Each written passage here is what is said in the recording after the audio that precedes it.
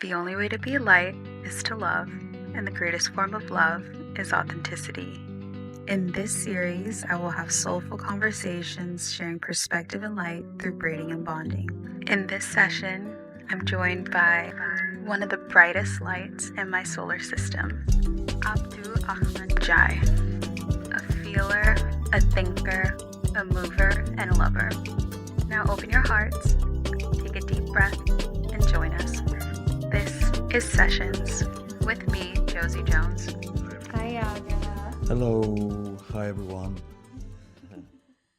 I met Josie and told her my whole life story, and then we were like, wait, hold on, we need to do this again. Absolute pleasure speaking to you all the time. It's always enriching. My mother named me Abdulrahman Jai. I am Gambian, Senegalese by descent and heritage. I was born in Sweden and raised in Essex, South-on-Sea in the UK. I am 30. I was born on the 11th of July, so that makes me a Cancer, Capricorn rising, and a Leo moon.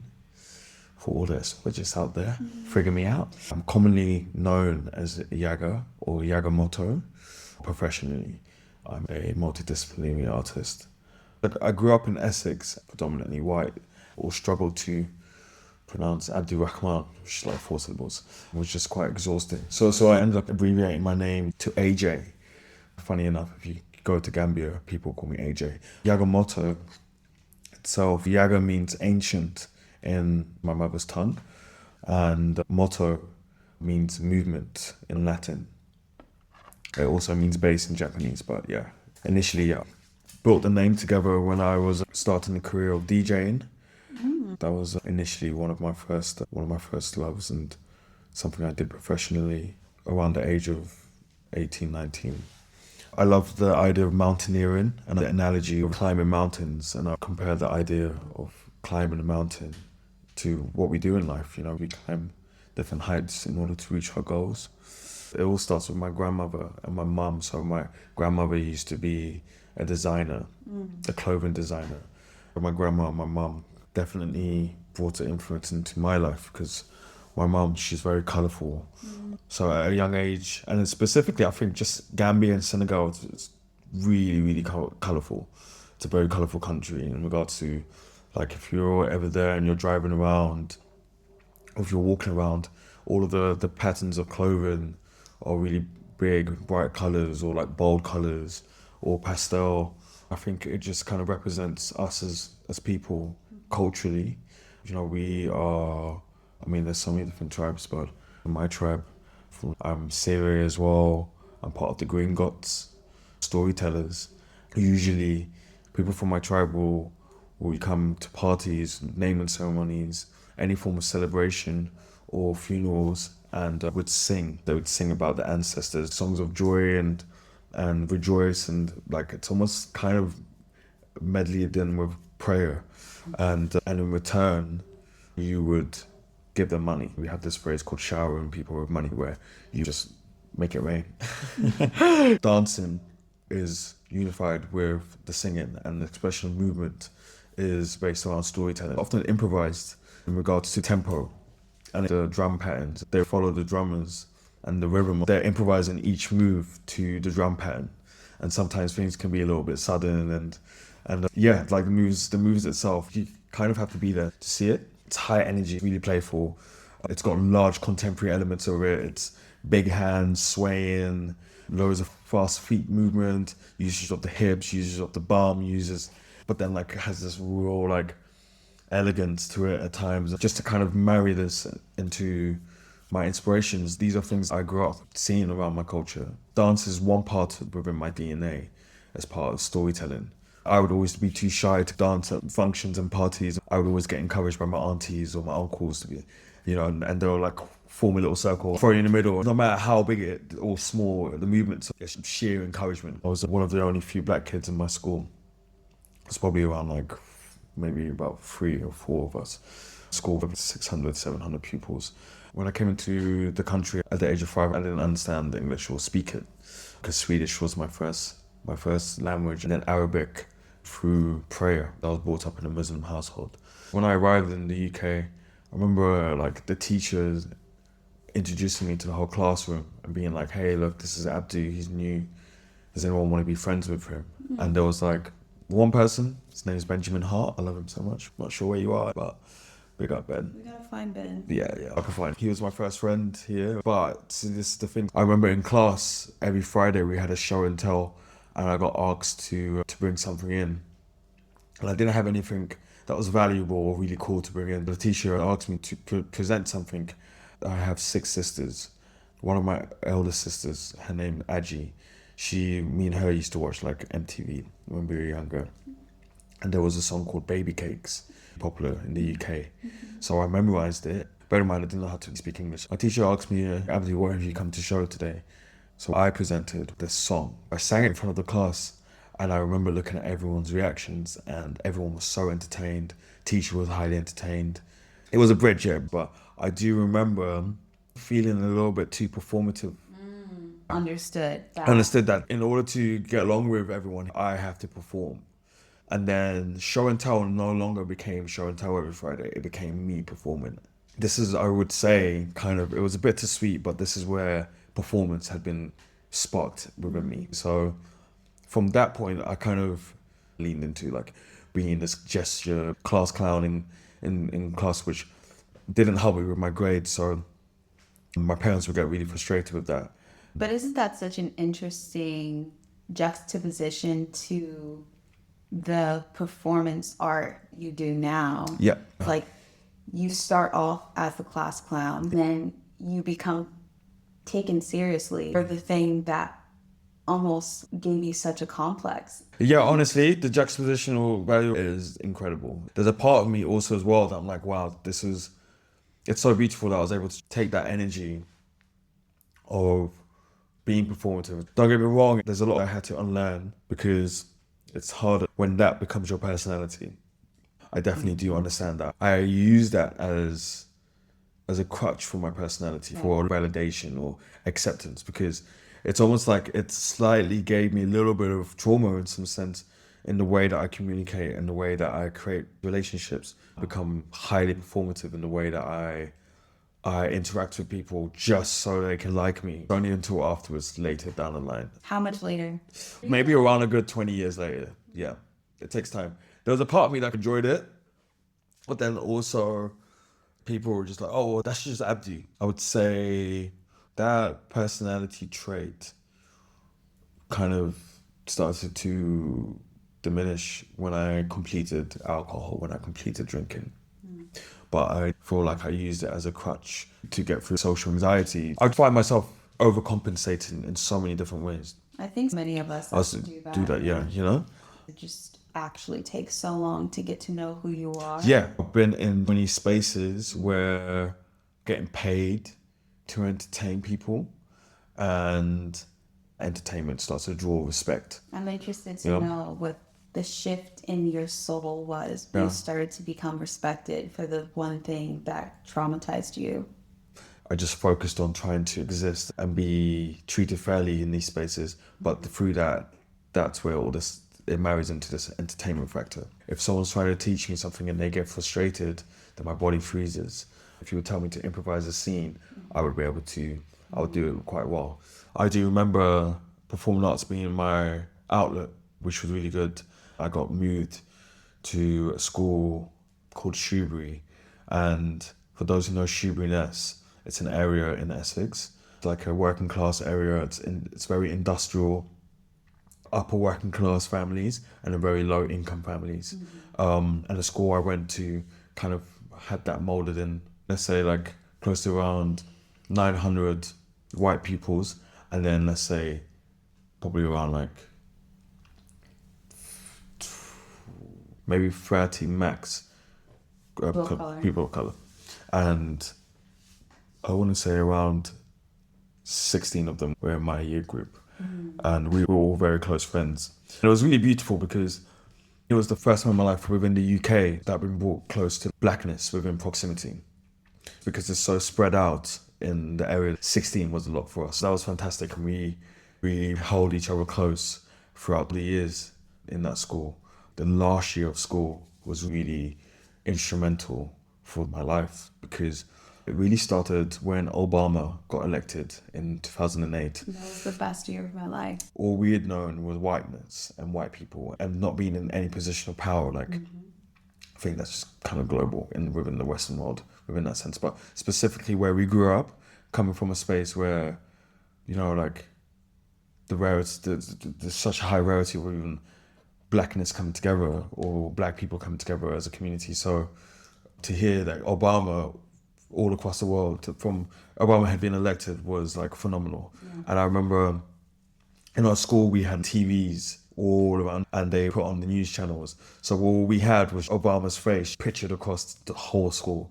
We were just so happy. At lunchtime when we got into school, we were like, yeah, we were walking around school like, yeah, like being really cheeky, being like, yeah, we're in charge now. That's crazy. So fun. I remember all the white people that made fun of us. We would always get the brunt of it from the white kids in our school. Always have something to say about our features, lips, color of my skin, how dark it was. This was such a common daily occurrence. We were desensitized to that form of microaggression and racism. Talking about your skin color on a daily basis. Yeah. That's So blatant racism. yeah, exactly. Oh no, trust me, not to sugarcoat. Yeah, we'll call a spade a spade. That's pure colonization at its heartbeat. So us being like, kind of like, a lot of this, we never could really stick up for ourselves. A lot of the kids, a lot of my friends around me didn't have that much of a voice. I myself, coming from an estate known to be one of the most violent in the country, it's called the Curzon estate. Predominantly white, very working class, ignorant, very racist. We were one of the first black families that moved into that space. I faced a large amount of racism growing up. I grew up fighting it from a physical standpoint. I would never take any, you know, like, I don't know if we're allowed to swear on here, but I would never take any shit in that sense. But I would always stand up for myself. I had a very short fuse. I was very nice, and that would get taken advantage of quite a lot. But if you piss me off, like, I would defend myself instantly, and became this voice of reason amongst my friends and group that didn't know how to defend themselves. You were taking it from every end. Yeah, exactly. Back to election days. I remember we were playing football at lunchtime, and a lot of the boys lived opposite us.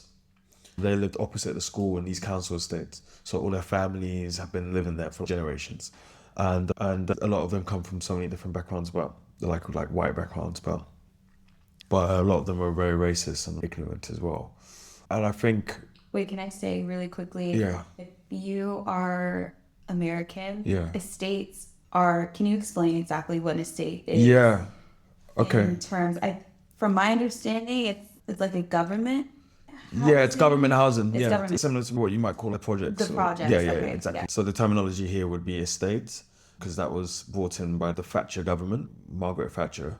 I think she was in power around like late 80s, 90s. Yeah, but she, so social housing is what you call an estate here. And social housing, I mean, I think it's the global idea of social housing was like supposed to be this like utopia, and then through the lack of government funding, it becomes treacherous. These poor white kids that we grew up with were living across the school in numbers. Back to election day, the kids that lived across the school who went to school with us, they want to play football with us. But on that day, we're like, no. We're like, did y'all crackers here? Yeah, like, no, literally, Obama's here. We're just really just like kind of milking the whole premise of it was solely about us, for us. One of the white boys, he pulled his pants down. Like, they walked away and he pulled his pants down. He was like, fuck you niggers. I didn't hear this, but the whole group heard it. So immediately they were like, oh my God, what? And they came and they found me. They're like, Adu, like, he just said this. So I was like, what? So now I've gone to look for this boy, and the whole school at the time, I got on really well with everyone in the school, right? And I would be really friendly to people. I would say hello to everyone if I walk past them. This time I'm walking past people and they see my face, I'm really pissed off. Crowds start to build and people are like, fight. Before you know it, in the space of 3 minutes, I have 600 people behind me. The whole school was following me. I'm searching for these boys, looking through the whole school. We find them, I go to confront them, and I get jumped by all these boys, like, and just loads of punches. I'm with my friends, a massive fight breaks out. The school's response was to put us in a boys' choir. So yeah, it would be a good idea to join us all into a boys' choir. It was called Voice for Men or something like that. And basically, in order to kind of help integrate us all as one, we, after school, were to do like 2 hours of choir practice.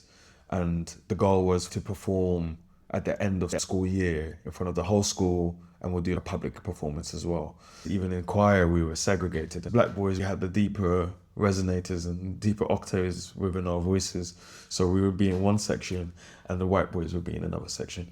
And during what had initially happened, because this fight had happened individually, everyone had a fighting partner now. So for the last year of school, every day it would get arranged online, or when we get into school, but we would make a schedule of who's fighting who. Please. And the fights would commence after choir practice. Oh, the beef was real. Yeah, no, it was really real. Like to a The point. beef was scheduled. This beef was scheduled. Yeah, no, and each of us had a fight. Let's say I went first, then the next day would be someone else. Then the next day would be someone else. But with my fight, I remember we were singing in choir practice and looking at each other across the room in our formation. Anticipation of it had been built up throughout the whole day. We finished singing. We come outside the school grounds, but Georgie Boy lives across the school. He had his whole family there and whatnot. But I remember the fight was about to commence, and there was around like 40 of us, and we've created this massive circle.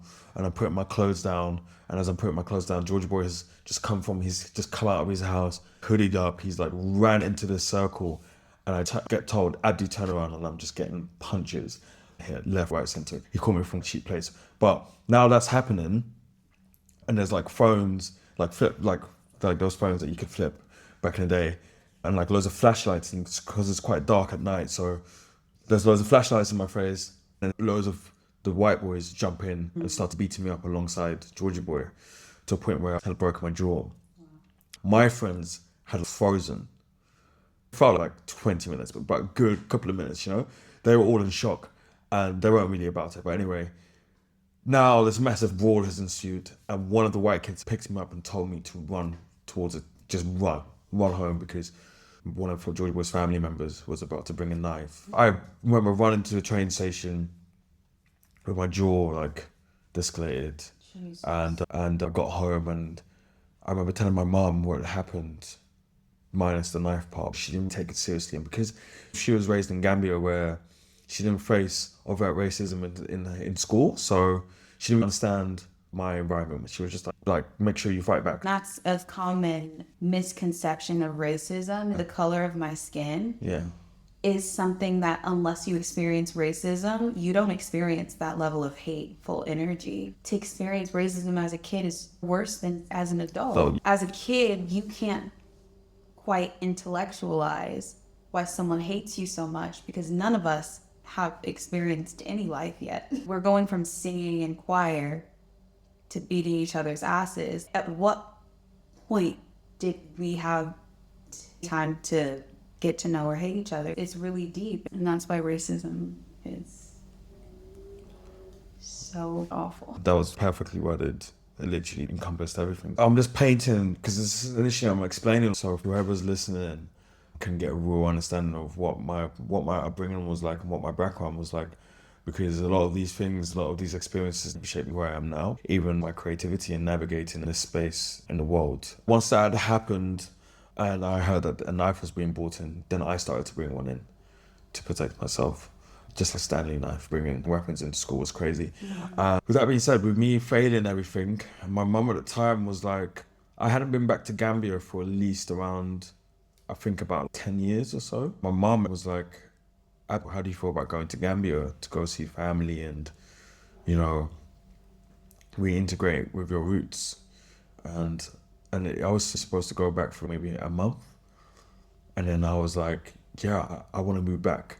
She was like, you would move back? I was like, yeah, I want to feel loved. I've just been through this hell of 7 years in school, just being in these white spaces. The second my mom said, do you want to go back to Gambia? I was like, yeah. I would be there by myself. My mom would still live in the UK with my stepdad and sisters. I jumped at the opportunity and moved to Gambia. So I moved there around 2010, just when I turned 17. I went to an international school with some of the richest kids in West Africa. I went to school with kids that were parents were ambassadors of the country and like financiers, tycoons. I come from a low income background. This was school was once like I kind of on paper did not belong there. The thing is, a lot of the kids there were the same complexion as me, but the colorism is so rife in Gambia. I didn't really know fully how to speak my mother's tongue. I got bullied a lot in school. I only stayed there for a year, but it was interesting because the area I lived in was developing. Comparison of like wealth that I would see from school. If you didn't pay your school fees on time, you would get called out. The headmaster would come to your class every Friday and read a list of people that didn't pay their school fees. And my name would occur every Friday. So every Friday I would have to stand up, and almost becomes this like public humiliation type thing that happens. So everyone in the school knew I was broke. But the thing is that like I didn't shy away from. I've always been proud of where I've come from.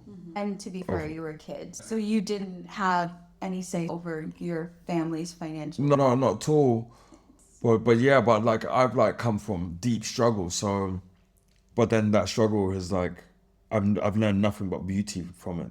And when I've looked at my circumstances, I've never felt sorry for myself. My parents, my mum, such a wonderful, beautiful, strong, and amazing individual. A lot of times, social pressure within other kids piggybacks off of internalized racism, internalized classism. That also needs to be eradicated because a kid is not responsible for the class that they're born into. There's so much bullying and pressure as a child takes away your childhood. Trying to get an education, calling you out, it's like, what are you supposed to do? Yeah, no, definitely 100% level of understanding. It's beautiful. I never had a defeatist mentality, but due to the way I treated in school, I then started disassociating, and I started to get into trouble with the teachers. I would stand up for myself, speaking back, and when you do that, you get suspended. Moving to Gambia at that time in my life was the best thing I've probably ever done because it informed me so much about the world. I lived there by myself for about a year with my auntie and uncle. So I was away from my family, like real close, immediate family. It was a real pinnacle moment time in my life. It was like 16, 17. I was just finding out like different forms of independence and just really understanding the value I have to bring into the world and not taking things for granted. Coming from such a hostile background in the UK, I understand why I'm there at least. I understand what my purpose is there, and it's literally to work so I can make money and come back home to Gambia and build something here, build a life for myself. Everything I do is community-based and community-led. So coming back, my mom wanted me to study computer science and computer networking in college, and I failed. I did have a passion for computer science, but at the same time, like the passion wasn't so everlasting, so I kind of got distracted. My new thing is I learned what I needed in that time. We become so obsessed with cycles of completion to society standards. You just learn what you need to do. No, 100%. No, exactly that. No, I failed by society standards and by the examining board standards. The funny part about me moving on, all forms of enrollment had closed. It was the start of the second year. So I was on the balcony thinking in my head, Jesus Christ, I'm going to have to call my mum and tell her I failed again.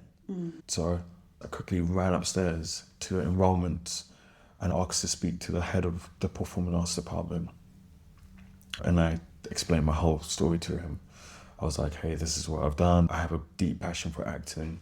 I love performing arts. This is my last course. I would love to be a part of this. It's just crazy how much adversity breeds. Because you're just having to like survive. Exactly. So, and this was it. It was like, it was such but high. That's more than surviving. No, No, that's. That's literally aligning with destiny. Thank you very much. Exactly. Because it brought me exactly where I am today. The funny thing is, I didn't even have the correct grades to be in the college. So I told them what my predicted grades were, and then the college would request my grades, but I told them that they were still in Gambia. I was like, yeah, no, my GCSEs are still in Gambia. Like, we're waiting for them to send them over. And they were like, okay, cool, well, we'll accept you. Wow. They never received them. So I have now gone into performing arts, and I pleaded with the head of year to, I think he just liked my charisma. So it's crazy because I had such high confidence when talking to him. I understand how to talk. I could see his face changing, him smiling and being like, okay. And then he was like, officially we have stopped enrolling students, but today we can give you an audition. So I went into that audition at the end of the day, and I did some improvisation. My two teachers, Alex and Sarah, saw something in me. I think they did say it as well. They were like, yeah, like they were like, okay, we can see that there's like some raw ability that's within you, and we'll take you on board. I was so happy. I'm able to, just thrive, really and truly. I've gone through all these different forms of adversity through primary school, high school, in different countries, and now I finally enter the space which is so safe for me. The space that was so safe for me, and to explore. Just simply because I was performing, but under my own terms. I was no longer having to put on a performance to survive in different spaces. I could come and perform with intention. Yeah, and it definitely, I mean, I came into the class and I remember my personality being really raw amongst everyone else. And I think one thing I accepted was that every space I would go into, I would stand out due to who I am as a human. And I learned so much about myself in the 2 years of being in that class. One thing I learned from a performance standpoint was that when it came to things being structured, like learning strict scripts, and it's something that I definitely struggled with. But then when it came into like understanding how to embody different emotions to inform your character through clothing, environment, scent, all these things inform method acting. It's very close to home too. You tap into a lot of your raw emotions. And I think at the time I struggled with that too, because there's a lot of things that I hadn't confronted within myself. So it was hard for me to cry on the spot. We would do exercises to cry on the spot and log into like an internal memory. And I would struggle with that because I know that if I start crying, I'm not going to stop. Or maybe the space that I was in as well, I don't think I could take myself that serious. And I don't feel like I did take myself that serious. But I think through the fine tuning of my teachers and the way that they instructed me to approach the small fine details, I can sharpen different elements of performance. I need to pass this in order to get to university. And I failed it. But Alex and Sarah, they were like, we see so much potential in you. And it came to the same thing where they were like, look, Abdu, throughout the years, you've shown such great potential. And I know then you had to overcome a lot of adversity.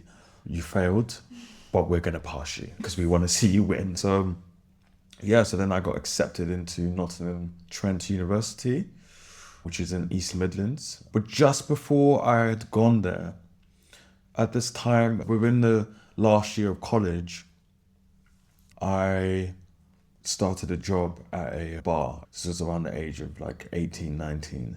I started off in the kitchen, just washing plates. And then I like kind of spoke my way into being a bartender. And then within like a month, because the turnover in the space was really big, I became the longest serving bartender, which then meant that I was now the manager. One day a DJ hadn't shown up. I just played music of Spotify, and I had a big love for creating playlists. Music is a really big part of me. And I then started working there for about seven days a week. I started this relationship with alcohol whilst I was there. A dear friend bought me some decks, and it was DJ Yagamoto. The night was called Synopsis. I had improvised my way into learning how to DJ, and just winged it for a long time. For about 2 years, it was a weekly thing, and I was making loads of money whilst I was still studying at college. But then once I'd finished, I now moved on to university. I studied film, TV, and global studies. How was it working at the bar and making classes? Working at the bar was a big outlet for me. Being in charge of this space molded my persona, and the energy of the bar was a reflection of my personality. So I think those years were very formative. You meet so many different characters. We work with the psychology of people when they're intoxicated as well. Gave me so much information about humans. It definitely created a power shift in the way I saw myself integrating within that wide community, how I was treated and accepted, and so much information on how to navigate the world. I've been traveling into London. Coming into London informed a lot of things like my fashion sense, my sense of like artistic direction, the things that would influence me, East London being one, and very much where we're sitting and where we are located right now within East London, like Shoreditch, Brick Lane. And I'm talking about these places before they came heavily gentrified. I was going there from the age of 12. My elder sister Maya would take me there. She bought me like thrift shopping. She's a photographer, but now she's a perfumer. She would influence a lot of my direction into photography and what my eye was like for photography as well. It really shaped everything, like the street art. She bought me this top. She used to work at Carhartt for my birthday. I think it was like my 13th, 14th birthday, and it had an image by Martha Cooper, the photographer from New York. And then looking at a lot of street art here at the time that was from artists like Banksy, gave me a lot of information about. And then like wearing like skinny jeans and like Converses that had died like 10 years ago that were in a vintage shop, brought to life by me buying them and wearing them. I knew that, okay, if I integrate that into my life within studying here, then definitely that can spark something. I had a friend who lived on campus. She was like, hey guys, I've got this video to show you. And I was like, well, what is it? And she was like, oh wow, I found out about this thing called manifestation. And yeah, let's watch this video together. It was The Secret. It was based on the book, The Secret, yeah, which is entailed around manifestation. I think this was one of the most pinnacle days of my life because for so long I'd always been privy to the idea of manifestation, but I didn't know there was an actual word for it. But I always felt like there would be moments in my life where if I believed something and said it was going to happen, it would happen. I could never pinpoint it. But I knew there was this thing, consciousness. I was like, whoa, what is this? This feels very kind of spiritual to the essence. So when I watched The Secret, I was like, oh my God, like no way. This is exactly what I've been speaking about. I left that room and 2 days later, I dropped out. Once I dropped out, I was in class, looking at the pace, looking at my teachers. I was like, yeah, don't really trust you guys. I was like, if everything's so great, why are you here? That's my experience in college. Yeah. Art school kills artists because I'm dying. Yeah, right now, like what's going on? I was tired of being under all these different guidelines of how to succeed. So I dropped out, but couldn't tell my parents. I couldn't tell my mum unless I had a plan B. And at the time, I just had a camera and some decks with me. I couldn't go back home as well. Going back home to Southend, back to Essex was not an option for me. I think that was what really drove me. Was it not an option for you from your family? Yeah, from me. Because leaving home to succeed, I was going to be able to break this like generational curse of like a low income finance. Being the only boy in my family, having this like pressure of being like, okay, well you're the one who's going to sustain the whole household. You're the man of the house, so you need to set the example for everyone. My stepdad telling me, you're the one who's going to provide for this household. And also just kind of wanting to provide for myself, because growing up in a household full of, having 6 sisters, I never adhered to the idea that I'm the man of the house. Like, I think if anything, that slogan or that phrase that always kind of has always cringed me out to this day. Because the way I see it, like how man has maneuvered on this planet, it was nothing admirable. And understanding like what my position is within this patriarchal society, and understand that, and just looking at men and just seeing how power drunk society has allowed us to be, the downfall of like society under the helm of patriarchy, and how oppressive its oppressive nature, the amount of misogyny towards all the women that I've grown up around globally, and especially within my family.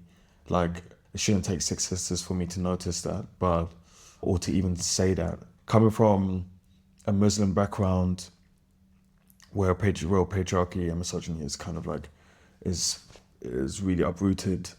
And I know a lot of people, some people might listen to this and say, well, look, you know, Islam's got its own different interpretations and it's about how you interpret things. And sometimes culturally people aren't brought up within that fold. But in my culture, within Gambian culture, Senegalese culture, that's not the case. And within a lot of cultures. I can speak for a lot that I've seen growing up within West African cultures. Growing up in that household, always seeing myself equal to the women I've been surrounded by in my life, and just all women, just period in life.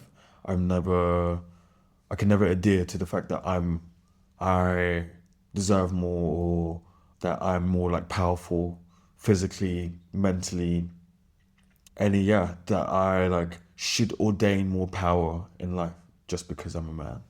I've always rejected that. The pressure of leaving my household and having to come back with something tangible.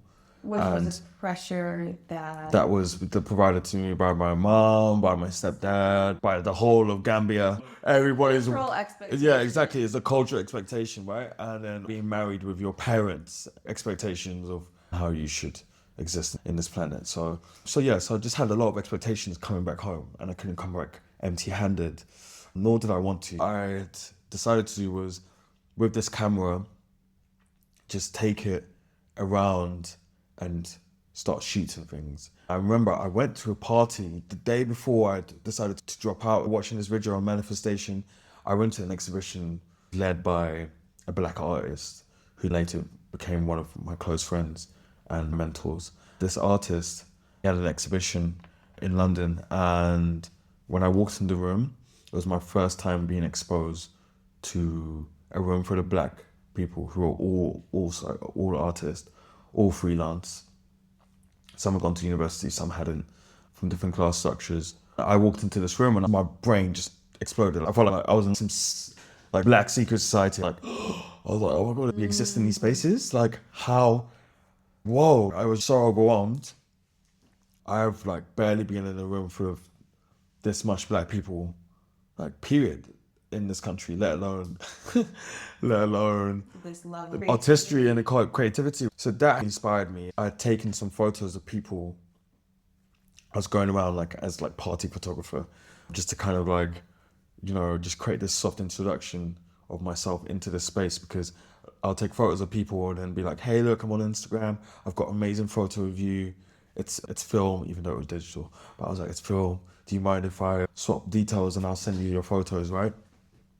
And everyone kind of agreed to it. So I have these images. I'll show you them after. I took that, I went home, back to university, and the next day I decided to drop out.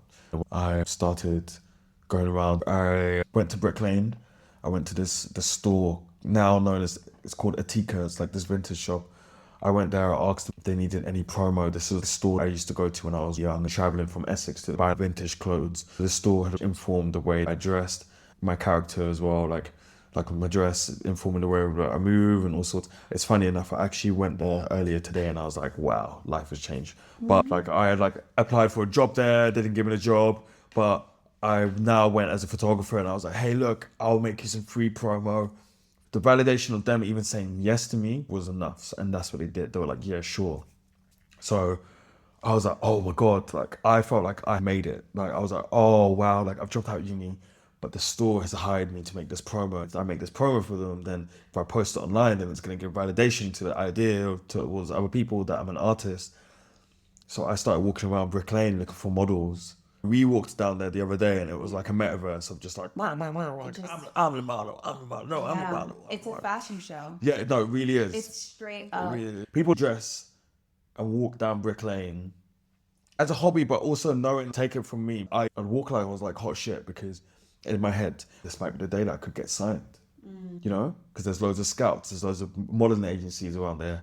There's people just like who are in fashion consistently. People were telling me, oh, you should get into modeling. But I've just come from Essex being like called like, you know, the N-words numerous amount of times, like daily, or like just facing like so much racism, so much adversity in that sense.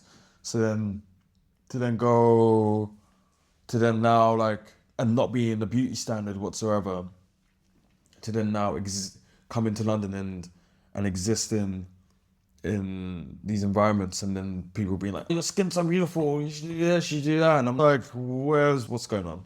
But yeah, in making this promo, after that I was just like, okay, I'm just gonna start shooting people on the street. Started as a street photographer, started to make some friends, like nomads, and similar situations. One person called Johnny Valentino, he also used to go as Kyoko back in the day. He was like a humongous model. And he was the first one to be like, hey, you should get into modeling. And I was like, I'm not sure how to get into it. And he was like, don't worry, I'm going to help you out. And he was like, you should like manifest modeling. And I was like, yeah, I believe in manifestation. We started planting the seed. But in the sense of doing that, bearing in mind, I've now moved out of my campus, so I don't have anywhere to stay. So this started the act of sofa surfing.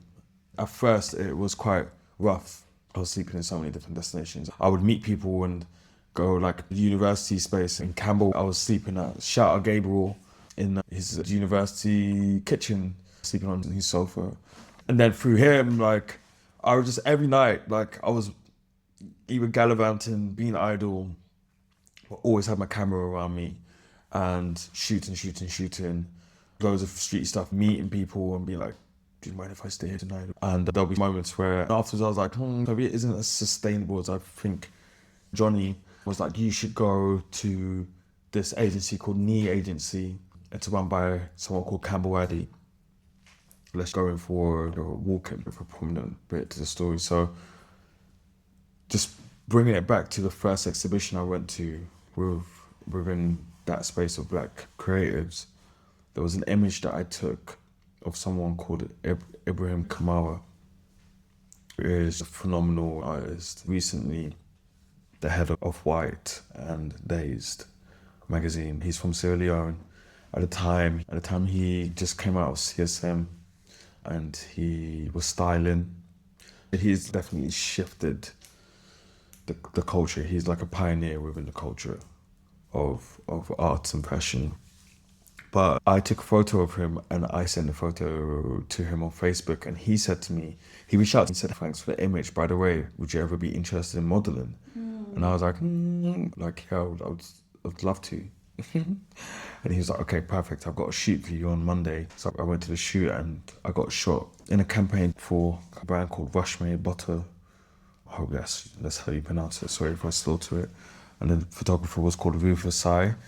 But at the time when we were shooting the images, one of the makeup artists took a photo of me, put it on her Instagram, and Campbell, who owns Knee Agency, had seen the image. Imagine I leave that shoot, and the next day I go to his old offices. I can't find him there. I go back home, and when I reach home, he then contacts me. So it was like complete divine intervention, and he was like, hey, by the way, hey, how are you? I would love for you to come see me, take some Polaroids of you. It's just the perfect example of like everything you desire is desiring simultaneously. Yeah, no, big time, right? It just felt so beautiful. Art of manifestation, everything used to come in. It's only been a month since I've left university, and now things are really piecing in together. It feels so validating. The thing is about Knee Agency, it was so pinnacle because it changed the whole industry as we know today. The agency centered around POC from different marginalized communities. It was built to champion us.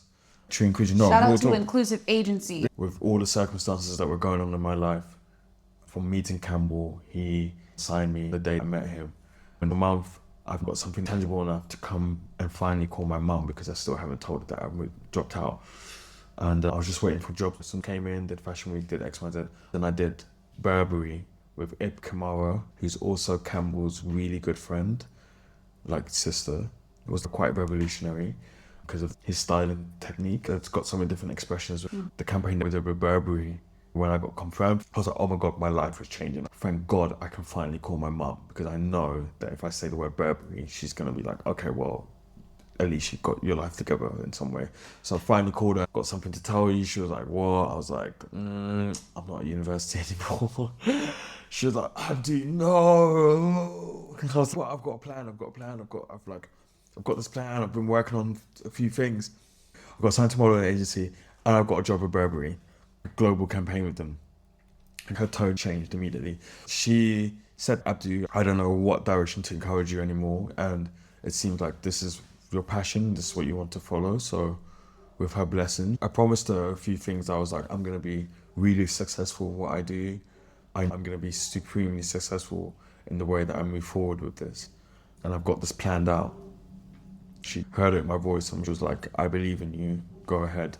And I just want to say, I think that first and foremost is a real luxury and a privilege to have support from your parents. What shifted in your spirit? Can you go back to that feeling and why you were so sure you'd be successful? The foundations of the agency was created under such like greatness.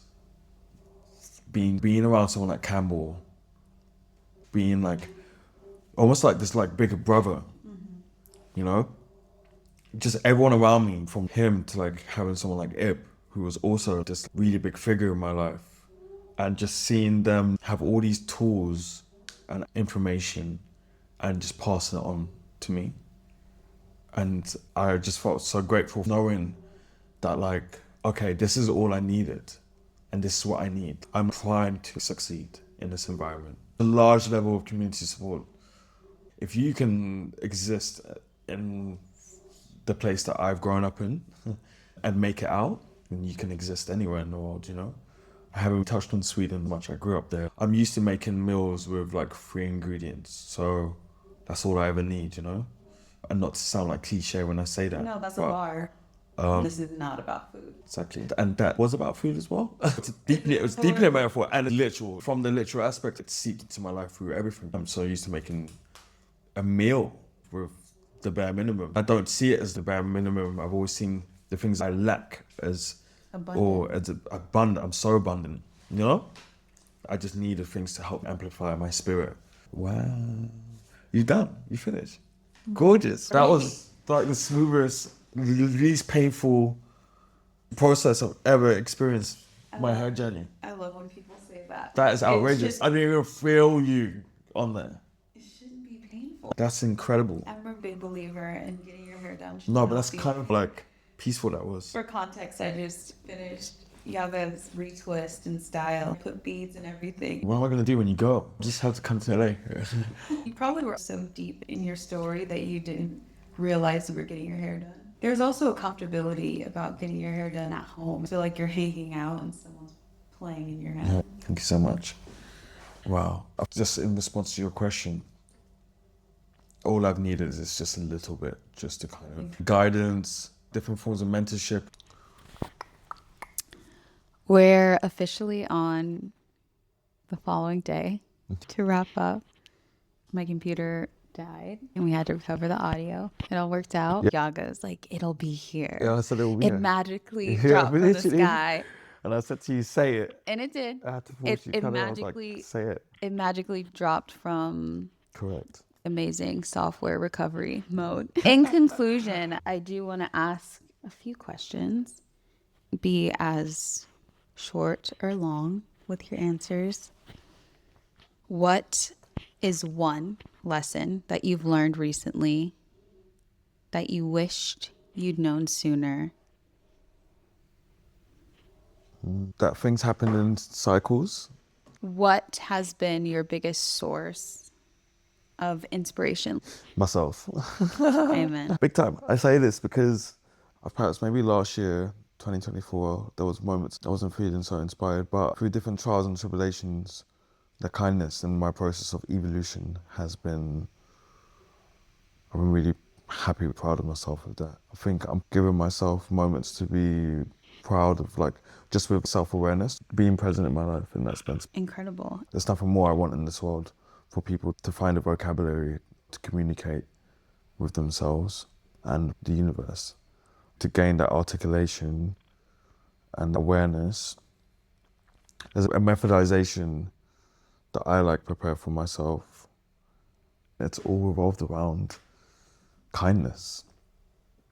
I think kindness in the way that we operate with ourselves, with the language we use for ourselves, the language that we use for our future, it inspires belief, it motivates the channels of belief, and then you, with like your belief system feeling good, then you're able to afford things for yourself mentally. You give yourself more of a chance when you're kind to yourself and you're kind to your surroundings. You give things a chance. When you give things a chance, you give it life. And then when you breathe life into what you want, you're able to attain it. Everything revolves around kindness. Don't get me wrong, it's hard to always remain positive in life, but applying kindness to yourself, even when things aren't going well, creates room for self-reflection, awareness of your surroundings, awareness of how, like surroundings and how you respond to it, how you respond with yourself. It's consistently revolving, it's like consistently molding into each other. This relationship you have with yourself, the words that you use with yourself, like the kindness that you applied, like applies love, the love that you applied, then you're able to radiate that. Once you radiate that, it manifests into so many things around you. I owed it to myself to be kind to myself, regardless of anything, because no one else would afford me that or give me that. And that's one thing I could give myself for free. Everything's always ever flowing, so it's like we get great periods in life where things feel amazing, and then we get periods where we might struggle or feel nothing. It's a consistent reinforcement we apply to ourselves to grow and evolve. Does that make sense? Totally. Okay. We speak the same language. Yeah. We exist on the same frequency. I think that all of your introspection is beautiful for listeners to visualize. Where can they follow you? How can they see your work? What are you working on now or recently or looking forward to in the future? Can you share a little bit of that? I'll explain it. First and foremost, you can find me on Instagram or social media. If you type in on Google, Yagamoto, Yagamoto, and then you can just give me a good old stalk, or just dig into me. Currently been working on creating freedom for myself, financial freedom and autonomy to just do things under my own terms, whether I'm directing movement or directing in general. I'm following the same repetitive cycles of working for somebody else and not always having full autonomy over my creation of work. So in order to create freedom from that repetitive cycle, I've started working on my own work. I'm creating work for an exhibition that I will be, you know what, it's interesting because I want to talk about the exhibition. I don't. Then I think don't. Yeah, I don't think so. Maybe you can just have that there. You know what? But at this moment of time, like, I feel like I've been working on a lot. I've been working on myself for 6 months. Work dried up completely. All of my energy was just going into me. I literally was not manifesting anything else other than just like healing and doing some self-work. Now the momentum has shifted back to work. I'm working on not telling people what I'm doing. Slow motion never meant no motion. Self-work takes so much energy. You didn't have the capacity to manifest your but slow meant steady, and pace is evolving. That's a bow at the end of this present. I love you, Yag. I love you too. Thanks for chatting. I could just talk to you for ages, Josie. We actually did talk for ages off the record. 100%. In reflection now, because I'm pretty sure this will not be our last conversation that we have, but I think when people find out who I am or dig into my work, I didn't really speak too much about my working environment. And that was great. And I actually prefer it that way. Yeah, I prefer human connection to be human connection, conversation to flow, how it does. No, what was important is like really talking about my upbringing, really talking about just like my environment that I had to work around in order to get where I am now. To whoever's listening, the people that kind of speak the same language of me or can see themselves a lot in what I've said, yeah, that was definitely devoted to you. Yeah, thank you so much for creating space for me to open my mouth and talk. Thank you so much for being here. Yeah. And sharing space with me. I love you. Love you too.